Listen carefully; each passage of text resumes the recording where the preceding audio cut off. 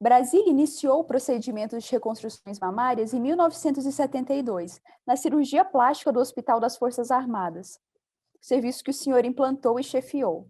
Então, se iniciaram os esvaziamentos das mamas e a reconstrução imediata com silicone.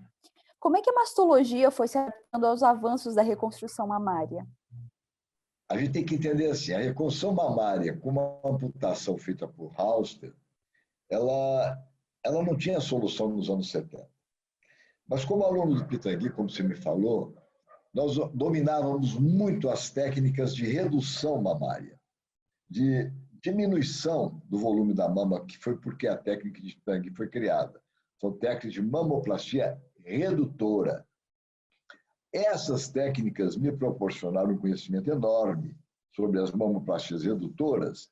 Em 1972, nós começamos a fazer no Hospital das Forças Armadas um tratamento de reconstrução mamária, mas não reconstruindo as mamas daquelas pacientes amputadas pela técnica de Halster, que era uma técnica extremamente ampla e agressiva na retirada dos tecidos na parede anterior do tórax.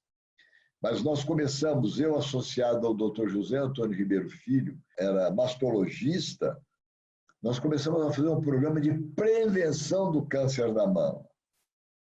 Então, nós criamos e publicamos no mundo inteiro a técnica de esvaziamento da mama, tirando a glândula mamária daqueles pacientes que tinham uma história familiar de câncer de mama ou que tinham sinais radiológicos que mostravam que poderiam ser os pacientes propensos a câncer de mama, nós esvaziávamos aquela mama totalmente, o que não se poderia fazer antes, e começamos a, então, desenvolver as maneiras de esvaziá-las e reconstruí-las com silicone. Publicamos os primeiros trabalhos sobre isso em 1974, depois em 76, num congresso que houve em Campinas, um congresso internacional, e depois mostramos isso em 1980 na França, também no Congresso Internacional de Mastologia. Então, veja bem, há uma diferença. A gente propôs um tratamento preventivo que esvaziava toda a glândula do paciente suspeito para reconstruí-la. Só foi possível esvaziar a glândula porque nós tínhamos uma técnica de reconstrução na retaguarda. Mas até então, as técnicas de reconstrução para cirurgias, pacientes da técnica de Halsted, não existiam. Somente no final da década de 70 é que começaram a surgir procedimentos que levavam, que permitiam a reconstrução dos pacientes amputados pela técnica de Halsted. Por quê? Porque esses procedimentos eram os procedimentos que levaram tecidos novos para a parede anterior do tórax, onde houve a amputação.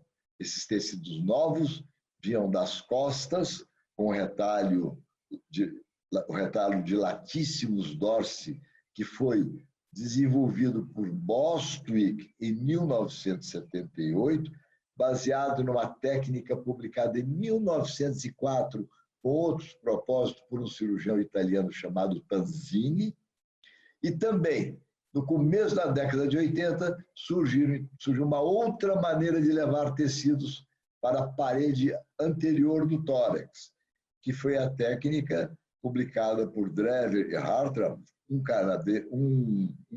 americano e outro canadense, em que você levava os tecidos do baixo ventre, o tecido do umbigo para baixo, como se fizesse uma plástica de abdômen, tirando o tecido do umbigo para baixo.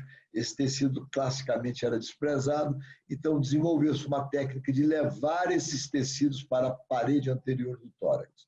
Então foi a partir do final de 70 e início de 80 que surgiram as técnicas extraordinárias, que deram um grande salto nas reconstruções de amputações radicais da mama. As técnicas de amputações radicais propostas por Halsted, que salvaram milhares de vidas, mas só começamos a reconstruir essas mamas de Halsted no final de 79 e início de 80.